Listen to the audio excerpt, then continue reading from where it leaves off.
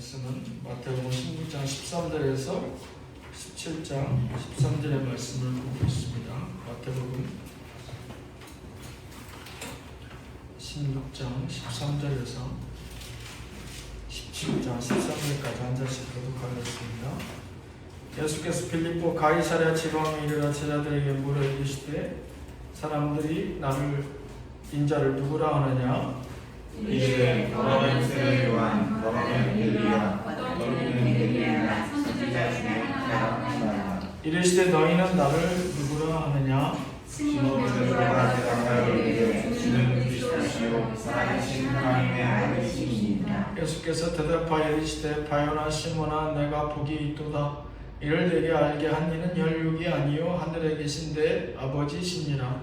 또 내가 내게 이르노니 너를 들으라. 내가 이 간석 위에 내 글을 세우니 음부의 권세가 이기지 못하리라. 내가 천국 열쇠를 내게 주리니 내가 땅에서 무엇이든지 매면 하늘에서도 매일 것이요 내가 땅에서 무엇이든지 풀면 하늘에서도 풀리리라 하시고 이에 제자들에게 경고하사 자기가 그리스도인 것을 아무에게도 물지 말라 하시니라. 이때로부터 예수 그리스도께서 자기가 예루살렘 올라가 장로들과 대제사장들과 서기관들에게 많은 고난을 받고 죽임을 당하고 제3일에 살아나야 할 것을 제자들에게 비로소 나타내시니 베드로가 예수를 붙들고 한번하여 이르되 주여 그리 마옵소서. 이 일이 결코 주께 지지 아니하리이다. 예수께서 돌이키시며 베드로에게 이르시되 사탄아 내 뒤로 물러가라. 너는 나를 넘어지게 하는 자로다. 내가 하나님의 일을 생각하지 아니하고 도리어 사람의 일을 생각하는도다 하시고 이에 예수께서 제자들에게 주시는 너희들이 나를 따라오려거든 자기를 부인하고 자기 십자가를 지고 나를 따르시니라. 누구든지 제 목숨을 구원하고자 하면 잃을 것이요 누구든지 나를 위하여 제 목숨을 잃으면 찾으리라. 사람이 만일 온 천하를 얻고도 제 목숨을 잃으면 무엇이 유익하리요? 사람이 무엇을 주고 제 목숨과 바꾸겠느냐? 인자가 아버지의 영광으로 그 천사들과 함께 오리니 그때에 각 사람이 행한 대로 갚으리라. 진실로 너희에게 이르노니 여기서 오는 사람 중에 주님의 인자가 그 왕권을 가지고 오는 것을 볼 자들도 있느니라. 엿새 후에 예수께서 베드로와 야고보와 그 형제 요한을 데리시고 따로 높은 산에 올라가셨더니 그들 앞에서 변형돼서 그 얼굴이 해같이 빛나며 옷이 빛과 같이 휘어졌더라. 여기 박상희 집사님 혼자 솔로예요?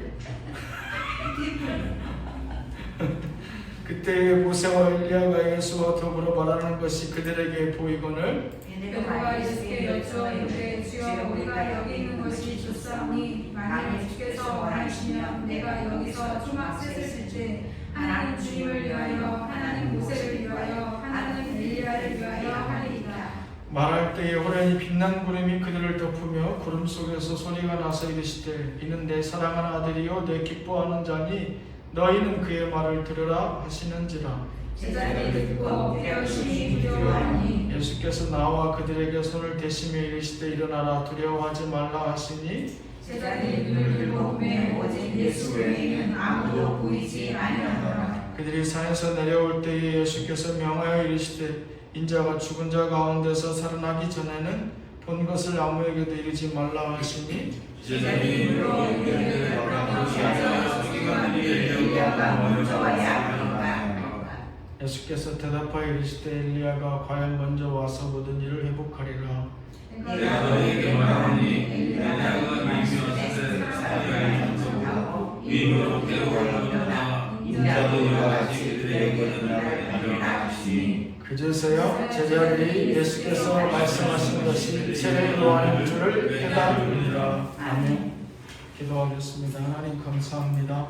주신 말씀을 조차 부활절 예수님의 소망이란 제목으로 진정 주님께서 부활을 맞이하는 이 백성들에게 원하시는 것들이 무엇이고 바라는 것들이 무엇인지 다시금 우리로 말씀을 통하여서 깨달아 나가는 귀한 시간 되게 하여 주옵소서. 아멘. 예수님 이름으로 기도하였습니다. 아멘.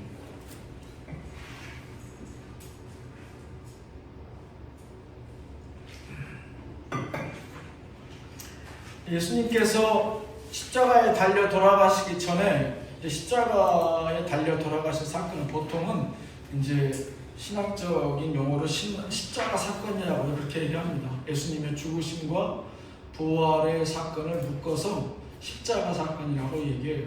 우리는 십자가 찬송가도 많이 부르고 또 성경에서도 성경 말씀에서도 목사님들 설교 시간에 많이 얘기하다 보니까 그것이 친숙하고 거룩하게 다가오지만 사실은 십자가라는 의미는 어떻게 보면 참혹한 어떤 처형 중에 하나의 그런 방법이죠. 고대 시대에 이루어졌던 그런 형 집행 방법의 하나로 참에 입에 담지 못할 악한 죄를 지은 사람들이 거기에 달려 돌아갔던 그러한 형틀에 불과합니다. 그래서 사실 십자가가 상징하는 그 무언가가 있는 것이지 십자가 자체로는 좋은 의미는 없어요. 십자가 위에서 누가 달려 돌아가셨고 누가 그 달려 돌아가심으로 그 어떤 의미를 우리에게 주셨는가가 중요한 것이지 십자가 그 자체만 가지고 우리가 거기를 미화시킬 필요는 없다라는 것을 다시 한번 새삼 우리가 확인하면서 예수님께서 본인 스스로의 정체성을 드러나시지 않아요. 최대한 참고 혹여나도 그런 내용들이 발설될까봐 비밀을 유지하고 계시다가 본인이 이제 십자가의 사건, 십자가에 달려 돌아가시기 불과 며칠 전에 제자들에게 고난당하시고 또 죽으셨다가 3일 만에 부활하실 것을 처음으로 말씀하시죠. 때가 임박했다 여기시고 나름대로 그 상황 가운데 제자들을 점검해 봅니다. 이들의 신앙 상태는 어떻고 내가 말할 내용에 대해서 어느 정도 받아들일 준비가 되었는지 예수님께서 점검차 물어봐요. 신앙 사람이 날 누구라 하느냐? 그럼 좋다. 그들이 얘기하는 것은 다 그럴 수 있는데 정작 내 밑에서 지난 3년 가까이 나와 같이 공생할 때 너희들이 바라보면 나는 누구냐라고 물어볼 때 꼭 그럴 때는 2등가라는 서러워하는 베드로가 나서죠. 주여, 주는 살아계신 하나님의 아들이시오 그리스도이십니다 라는 그런 고백을 하게 하죠. 근데 그가 그 스스로 고백하였다는 것이 아니라 하나님께서 너는 그것을 알게 하셨다라고 예수님께서 말씀하시면서 이제 사도 베드로를 통해서 간접적으로 예수 그리스도를 시인하게 하셨다면 본인 스스로의 정체성을 이제서야 그대로 이제 신랄하게 예수님께서 보이십니다. 나는 곧 죽을 거다. 그것도 바리새인과 서기관들과 제사장들에 붙잡혀서 고난당하고 죽으나 3일 만에 부활할 것이다 라고 본인 스스로의 앞으로 감당해야 될 십자가 사건에 대해서 말씀하시죠. 이제 이 사건으로 끝나는 것이 아니고 이제 사도 베드로의 고백과 또 본인 스스로의 그런 사실을 입증이라도 하듯이 제자들 중에 일부를 데리고 변화산에 올라가서 모세와 엘리야와 또 하나님의 음성을 통해서 본인 스스로의 정체성을 그대로 증명해 보이십니다. 그러시면서 예수님께서 첫째로 그들에게 하고 싶었던 말씀은 부활의 주님, 부활의 예수 그리스도를 믿으라. 이게 첫 번째죠. 모든 것의 시작은 부활하실 예수 그리스도, 사도 베드로의 고백처럼 하나님의 아들이시면서 그리스도, 메시아로 온 예수 그리스도를 믿으라 라는 것이 첫 번째 그들에게 예수님께서 원하시는 그 소망의 첫 번째였습니다. 이제 두 번째는 이제 부활하신 그 예수님의 구체적인 소망들이 시작하는데 그 구체적인 소망의 첫 번째는 뭡니까? 구원으로 인도하는 교회를 세우라. 6장 18절 말씀에 내가 내게 이르노니 너는 베드로라. 내가 이 반석 위에 여기서 베드로는 반석이라는 의미죠. 이 반석에 내 교회를 세우리니 음부의 권세가 이기지 못하리라. 교회를 세우는데 그저 헐뿐인 교회요 회당이요 그런 성전이 아니라 영혼을 구원으로 인도하는 교회를 세우라. 그래서 내 이름으로 그 믿음의 고백 가운데 세워지는 그 믿음의 고백은 어떤 고백입니까? 이미 사도 베드로가 주님 앞에 인정받았던 주는 그리스도시요 살아계신 하나님의 아들이시다라는 그러한 신앙 고백이 있는 교회 위에, 그 신앙 고백 위에 교회를 세우면 감히 사망이 그 권세를 넘어서지 못할 것이고, 너희들의 그런 구원 사역에 반드시 영적인 열매가 있을 것이다 라고 예수님께서 여기서 확언하시고 약속해 주십니다. 그러니까 교회라고 하는 정체성의 사실은 교회의 시작과 그 핵심적인 정리가 이 18절 말씀의 6장 18절에 포함되어 있죠. 사망 권세가 감히 그 권위를 뛰어넘지 못하고 범하지 못할 것이고, 영혼 구원을 위해서 너희들이 밭을 갈고 그 영혼 구원을 위해서 땅을 매면 하늘에서도 매고 그 결실을 준비할 것이다, 응답할 것이라는 것이죠. 곧 하나님의 교회는 사망 권세를 통해서 우리가 두려움에 벌벌 떠는 것이 아니라 온전히 영적 사역에 매달림으로 하늘의 상급을 기대하는 곳이 바로 하나님의 교회다. 또 그런 교회를 세워나가야 된다라고 부활절 예수 그리스도의 구체적인 소망의 첫 번째라고 말씀드린 바 있습니다.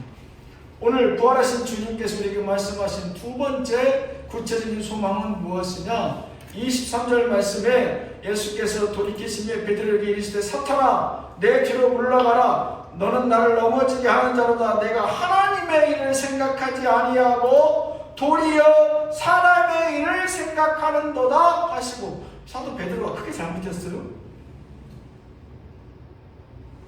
어마어마한 무슨 죄를 지었습니까? 인간적으로 목사님 몸이 그렇게 아프시고 못 건들고 못 걷게 생겼고 힘들면 이번 주 한 주 쉬세요 한 그런 말씀에 불과한 내용이에요.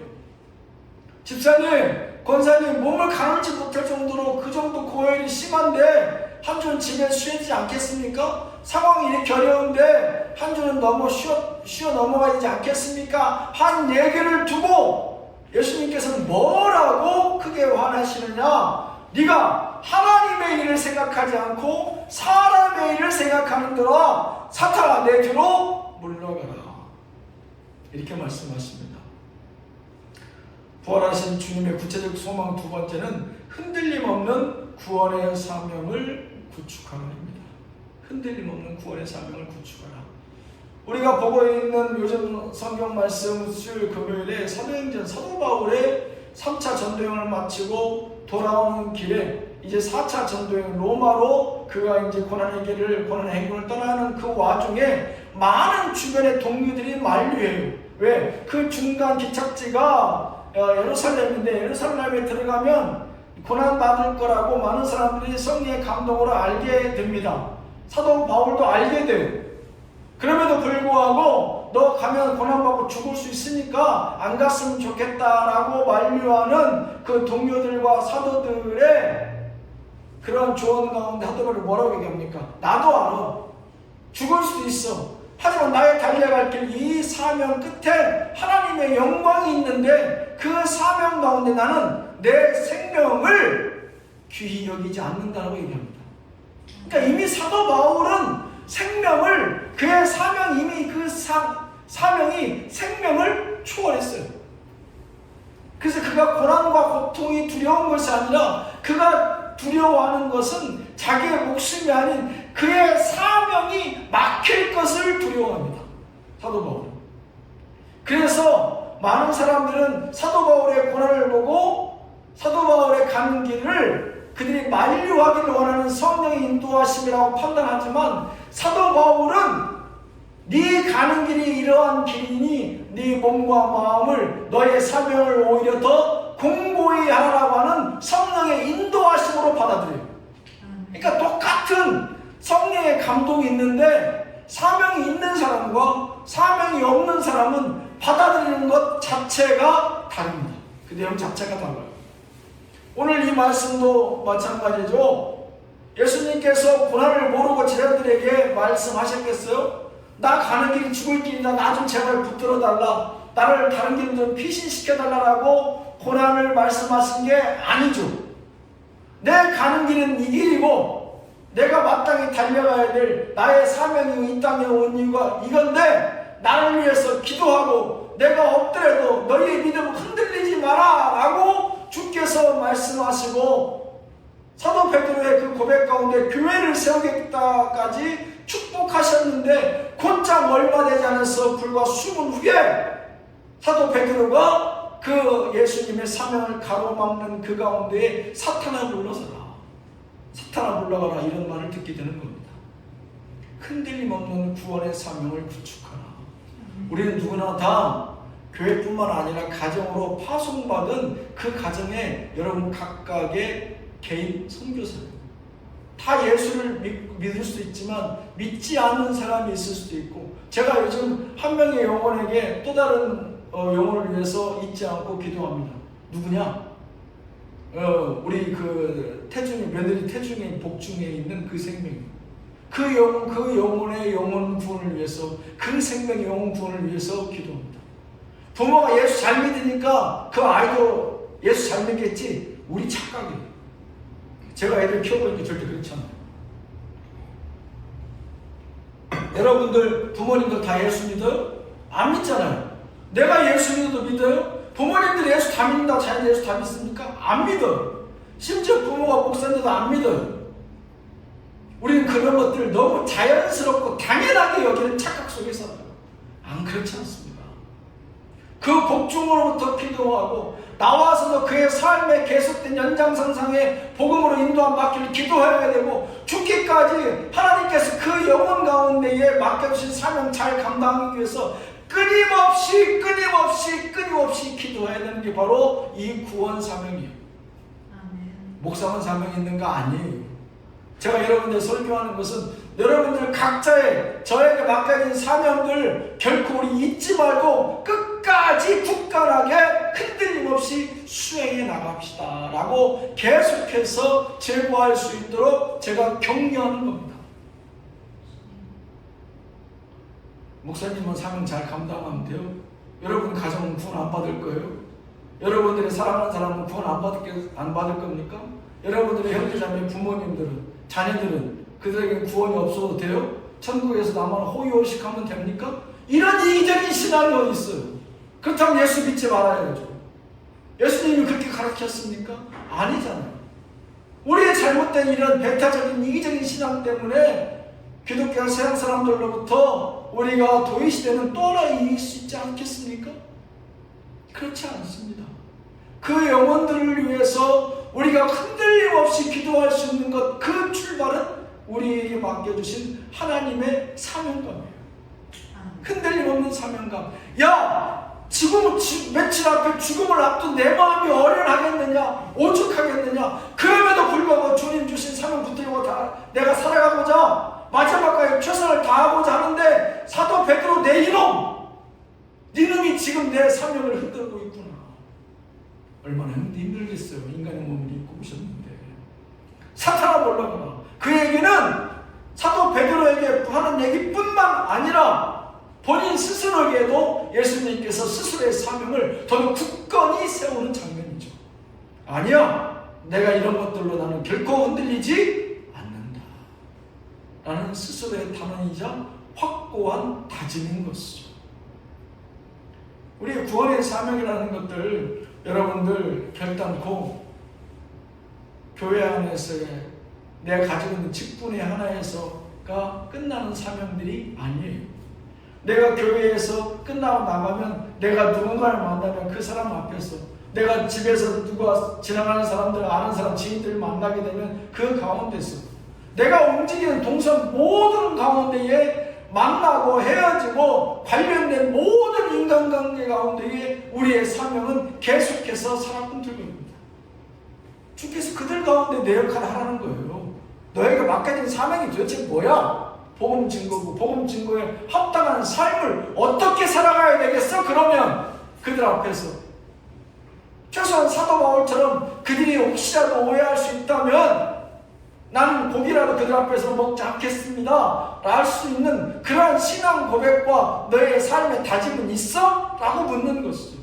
예수 믿는 것들은 왜 이렇게 욕심이 많아? 왜 이렇게 타협이 없어? 다들 자기밖에 몰라. 왜 이렇게 이기적이야? 우리 책임. 사도 바울이 예루살렘에 들어가서 많은 그 헬라파 유대인들, 곧 여러 디아스포라의 이방 민족 흩어 사는 사람들이 들어와서 오순절에 사도 바울을 고난 가운데에 빠뜨려 그를 여러 가지 허언들과 거짓으로 그를 참소하는 장면들이 나옵니다. 그 가운데서 그가 본인 스스로가 많은 사람들 앞에서 그 나시린들처럼 서원한 사람들 앞에 율례를 행하고 정결례를 드리는데 자기 비용을 내서 그들의 오해를 해소시켜주는 장면이 나와요. 예수 그리스도의 본질 외에 그게 이단과 사이비가 아니면 나는 얼마든지 무릎 꿇고 나는 그들 앞에 타협할 수 있다라고 하는 사도 바울의 그러한 신앙관을 우리가 바라보는 장면들이에요.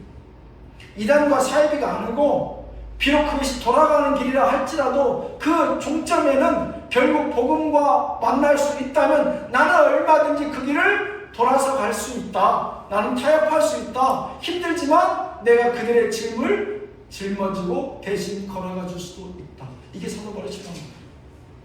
누가 힘듭니까? 사도 바울이 힘들어요. 누가 힘들어요? 그 사명 감당하는 우리가 힘듭니다. 당연히 힘들어요. 이 사명 감당한다는 거 쉽지 않습니다. 제가 언젠가도 말씀드렸잖아요. 자녀들 위해서, 부모들 위해서 기도하는 게 제일 힘들어요. 왜냐하면 복음은 복음이고 감정은 감정인데 살아가는 감정 가운데 이 복음의 문제가 해결되지 않으면 매사에 이 모든 감정이 복음하고 같이 겹쳐서 들어가니까 내 마음이 편치가 않아요. 예수 믿었다면 우리 부모님이 내 형제자매, 내 자녀 예수 믿었다면 이렇게 행동하거나 이런 관계를 나와 갖지 않고 더 나은 관계를 가질 수 있을 텐데 라는 착각을 갖거든요. 그래서 더 어려운 거예요. 전혀 예수를 믿지 않아도 내가 끝까지 사랑으로 대할 수 있어야 되는데 그게 안 된다 이 말이에요. 쉽게 얘기하자면 순수하게 내 사랑하는 혈육으로 내가 대해지지가 않아요. 사랑하는 내 자녀로 대해지지 않아요. 순수한 마음으로 내 사랑하는 마음으로 그를 이해하고 포용하고 관용이 안 돼요. 왜? 그가 예수를 안 믿으니까. 우리 잘못입니다. 우리 잘못이에요. 예수님은 지하들이 처음부터 예수를 잘 믿었어요? 예수님은 특별히 심지어 그들이 예수를 부인할까 다 알고 있음에도 불구하고 단 한 번도 말하지 않습니다. 심지어 가룟 유다가 예수님을 팔 것을 뻔히 알면서도 예수님 끝까지 얘기하지 않아요. 끝까지 뭐라고 하지도 않습니다. 예수님의 사랑이라는 게 이렇듯 우리가 생각하는 것보다 훨씬 더 심오하고 본인 스스로의 깊은 고뇌와 본인 스스로의 수없는 인내를 통해서 나오는 그러한 사랑이 진가고 엑기스인 것이죠. 우리의 사명도 마찬가지예요. 복음을 증거함에 있어서 순수함으로 그들을 대하고 사랑하고 품고 끝까지 그가 주님 앞에 돌아오기까지 흔들림 없는 사명을 붙든다는 거 쉽지 않습니다. 그럼에도 불구하고 우리는 그 길을 가야 되죠. 왜? 주께서 불러주셨을 때 우리의 그 부르심에는 분명히 이 사명이 포함되어 있었으니까요. 세 번째, 주님께서 제자들에게 원하셨던 부활의 주님께서 우리에게 원하셨던 구체적인 사명 세 번째는 24절 말씀에 이에 예수께서 제자들에게 이르시되 누구든지 나를 따라오려거든 자기를 부인하고 자기 십자가를 지고 나를 따를 것입니다. 온전한 제자관을 수립해라. 온전한 제자관이 너희들이 지금 예수님의 제자라고 하는 그러한 제자관이 잘못됐다. 예수님이 사실은 그 제자들의 속마음을 훤히 다 들여다보고 계시는 것이죠. 누가복음에 보면 야고보와 요한의 어머니가 와서 청탁하는 장면들이 나와요. 하나님 예수님께 나중에 높은 자리에 올라가면 좋은 자리에 좀 앉혀주십시오. 너희가 구할 바를 알지 못한다. 이건 다음 주에 시간에 설교 말씀 나올 건데 예수님께서 십자가 달려 돌아가시기 전에 마지막 세 번째로 부활에 대해서 고난과 부활에 대해서 말씀하실 때 등장하는 장면 중에 한 장면이에요.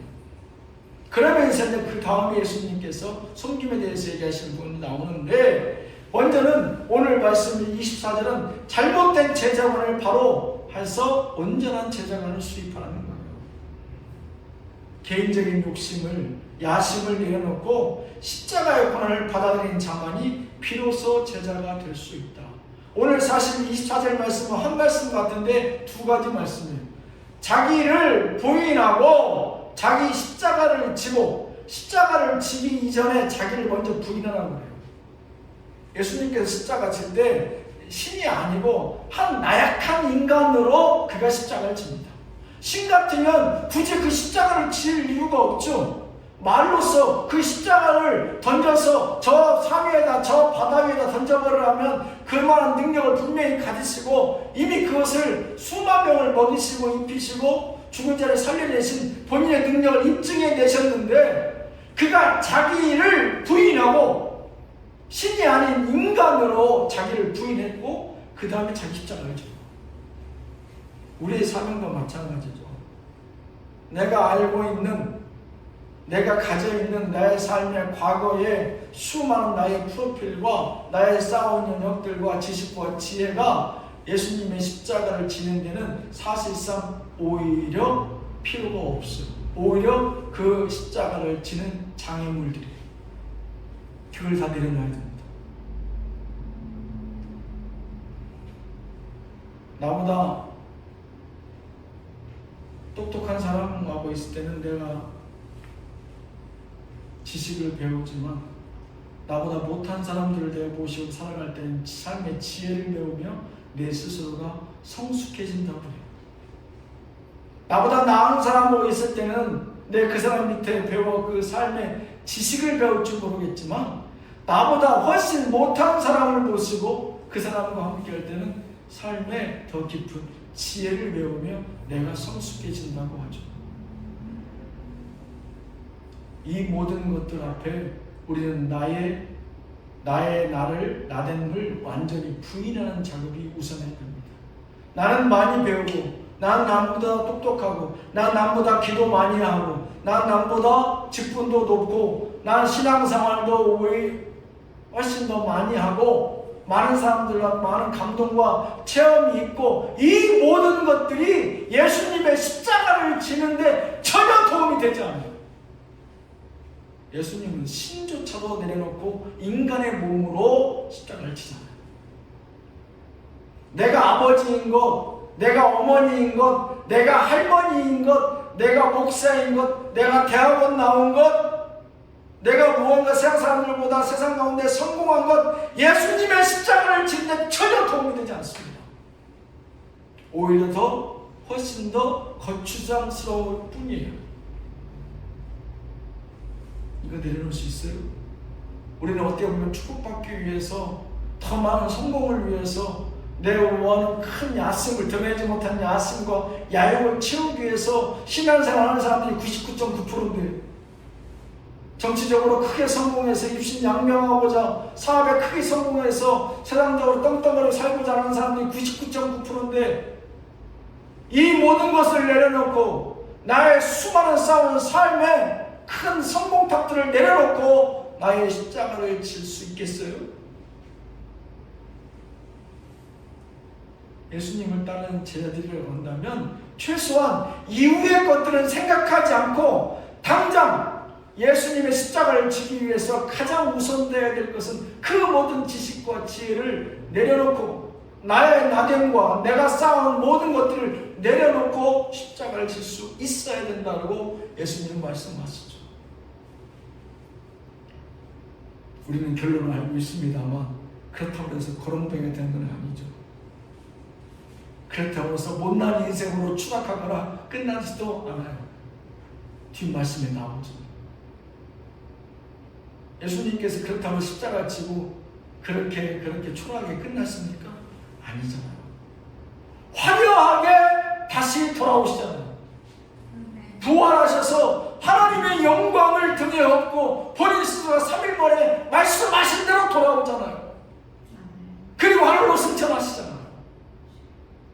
바로 기독교의 영광이고 예수 그리스도의 부활의 영광 아닙니까? 근데 이 과정을 우리 모두는 다 생략하기 원해요. 이 과정을 경험하기를 원치 않죠. 이 과정 가운데 들어가기를 원치 않고 건너뛰어서 부활의 영광에만 동참하기 원하죠. 주님께서 원하시는 부활의 소망, 그 세 번째는, 그 구체적인 소망은 너희들의 잘못된 제자관을 바로잡아라 입니다. 너네 제자만 공부 그렇게 많이 하고 성경 말씀을 달달달 외우고 큐티를 그렇게 하는데 너희들의 삶이 왜 이래? 너희 너된 것들은 박사들께만 보이고, 성공한 사람들은 성공한 사람들만 보이고, 체험 있는 사람들은 체험 없는 사람들을 무시하고, 도대체 교회 뭐 하는 곳이냐? 주님께서 묻습니다. 똑똑한 사람들마다, 성공한 사람들끼리, 권사는 권사들끼리, 도대체 내가 세운 교회가 맞느냐? 라고 묻습니다. 너희가 너희의 전부 다 나의 은혜 아니냐? 너희들 고백처럼. 그렇다면 그거 다 내려놓고 내려와야지. 나의 십자가를 지겠다고 얘기하는데 너희의 너된 것들 다 내려놓고 와야지. 나도 인간의 몸을 입고 나의 신된 모든 능력을 내려놓고 나도 십자가를 졌는데 너희들은 왜 못 내려놔? 그리고서는 나의 십자가를 지겠다고? 그런 어불성설이 어디 있어? 그런 거짓말이 어디 있어?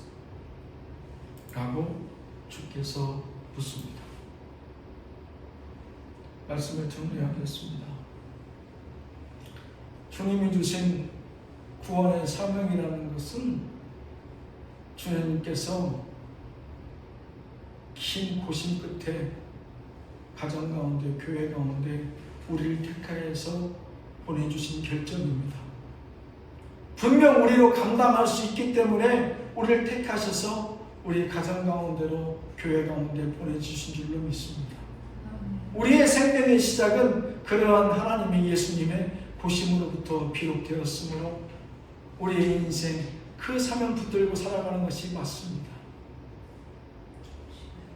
주께서 오늘도 내일도 예수 그리스도의 십자가를 지라 말씀하시지만 그 가운데에 나의 나됨을 온전히 내려놓을 수 있겠느냐? 십자가를 지고자 하기 그 이전에 나의 나됨, 주님께서 채워주신 그 모든 것 나의 것이라 착각하지 않고 내려놓을 수 있는 저와 여러분들 되시길 주님의 이름으로 축원합니다. 아멘. 주님 감사합니다.